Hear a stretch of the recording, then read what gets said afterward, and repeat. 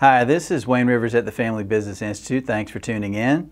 As always, let us have your comments and scroll down to the bottom of the page to the social media icons and subscribe to our podcast and follow us on Twitter and all those other things. We appreciate that. This week, I want to talk about how to become immediately smarter.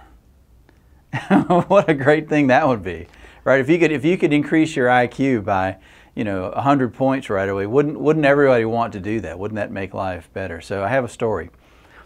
In 1906, an Englishman named Francis Galton attended a country fair. He was a scientist, and he kind of had low regard for most people. He was a patrician, intellectual, and he didn't have much regard for people at the county fair.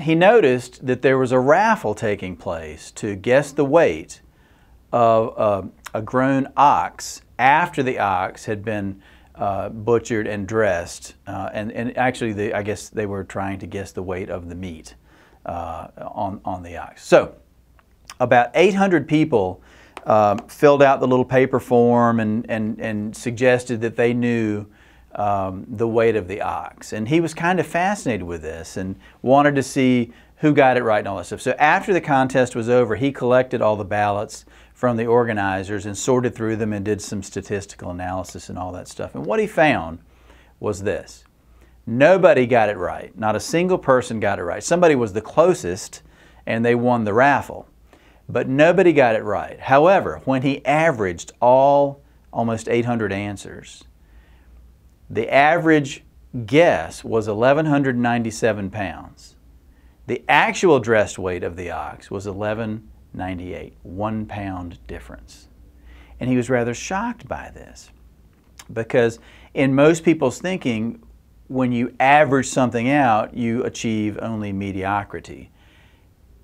When it comes to ideas and brain power and thinking, whether it relates to an ox or whether it relates to a family business, averages can always be better than one expert. And I'm going to talk about that in a minute.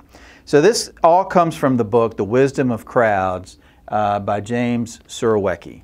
And it's a great book. I recommend it. The idea that that we have experts. You see this on the news every night.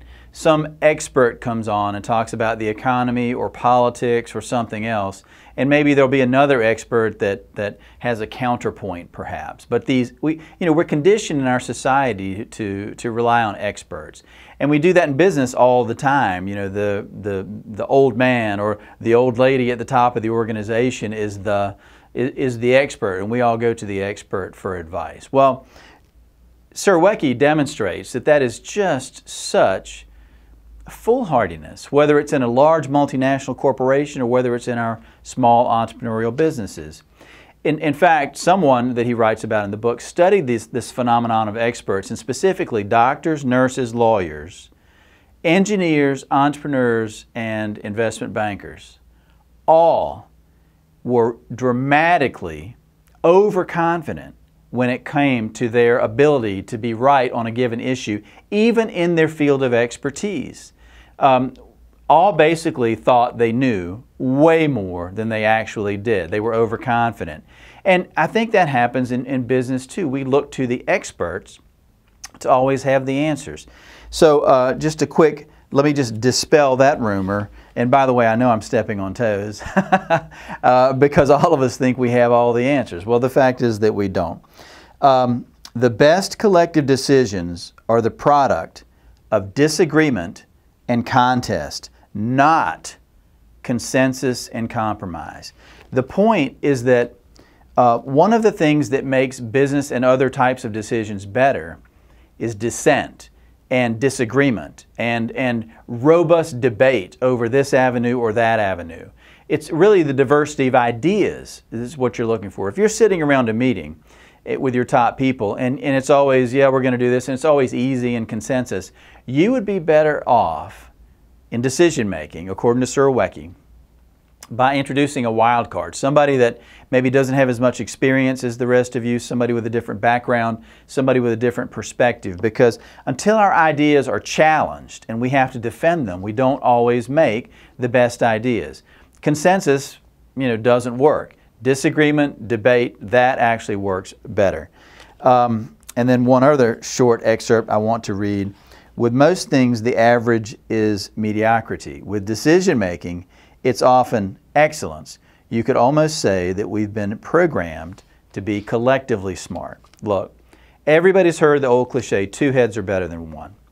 When it comes to decision making in your family business, why not get the benefit of the thinking of your top 2 or 5 or 10 people? And almost immediately, if 2 heads are better than 1, then 5 heads are better than 2. Almost immediately, the quality of your decisions and the quality of your brain power are going to go up, especially if you can have the freedom in your organization to participate in robust debate and contest the potential decisions that you're about to make. This is Wayne Rivers at the Family Business Institute. I'd like to hear what you have to say about 2 heads are better than 1. Thank you.